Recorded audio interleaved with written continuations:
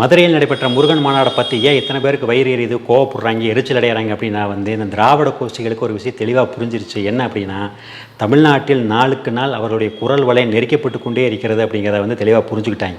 அதனால தான் இந்த கத்தல் கதறல் கூப்பாடு எல்லாமே. ஒரு காலத்தில் பார்த்தீங்க அப்படின்னா, அந்த காலத்துலலாம் பட்டப்பகலில் மேடை போட்டு இந்து மதத்தை போட்டு கிளின்னு கிழிப்பாங்க, கேட்கறதுக்கு நாதி கிடையாது. ஆனால் இன்றைக்கி அப்படி பண்ண முடியுமா?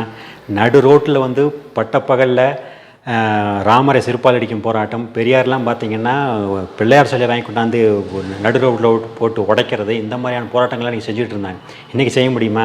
இந்து என்றால் திருடன்னு சொல்லி ஒரு பொதுக்கூட்டத்தில் முன்னாள் முதலமைச்சர் ஐயா கருணாநிதி பப்ளிக்காக பேசினார். இன்றைக்கி இருக்கிற முதலமைச்சர் அப்படி பேசிட முடியுமா? அதாவது அன்னைக்கு ஜஸ்ட் லைக் தட்டு என்னெல்லாம் செஞ்சாங்களோ அதெல்லாம் இன்றைக்கி செய்யவே முடியாது அப்படிங்கிற நிலைமைக்கு இன்றைக்கு தமிழ்நாடு மாறி இருக்கிறது. அதுதான் அவங்களுக்கு பெரிய எரிச்சலான விஷயமாக இருக்குது. அதையும் மீறி ஏதாவது அவர்கள் செய்தால் அதோடைய பின்விளைவுகள் எதிர்விளைவுகள் மிக கடுமையாக இருக்குங்கிறது நமக்கு நல்லாவே தெரியும். அந்த கோபத்தில் தான் இப்படி நம்ம நாளுக்கு நாள் நம்மளை நம்முடைய குரல் ஒடுக்கப்படுகிறதே, நம்ம முன்ன மாதிரி இவங்களை நாயடி அடிக்க முடியலையேங்கிற அந்த எரிச்சலை தான் இன்றைக்கி இவங்க பேசிக்கிட்டு இருக்கிறாங்க. அவங்களே எவ்வளோதான் அடி தாங்க வாங்க, ஒரு அளவுக்கு அடித்தா பரவாயில்ல, என்னென்ன பேச முடியுமோ அத்தனையும் பேசி கேவலப்படுத்தி அசிங்கப்படுத்தி ஒரு அளவு தான் எவ்வளோ நாள் தாங்குவான். இன்றைக்கி அந்த அடியெல்லாம் மீறி அவர்கள் எதிர்த்து கேள்வி கேட்க ஆரம்பிச்சிட்டாங்கிறதா உண்மை. நம்ம என்ன கேட்குறோம் அப்படின்னா இந்து மதத்தில் நீங்கள் என்ன நொட்டை இருக்குது நொல்லை இருக்குது, அது தப்பு இது தப்புன்னு சொல்கிறீங்களோ அதே அளவுக்கு மற்ற மதங்களிலும் இதே இந்த நொட்டா நொல்லையெல்லாம் இருக்குது. அதை பற்றியெல்லாம் பேசுகிறதுக்கு உங்களுக்கு திராணி இருக்கா, தகுதி இருக்கா?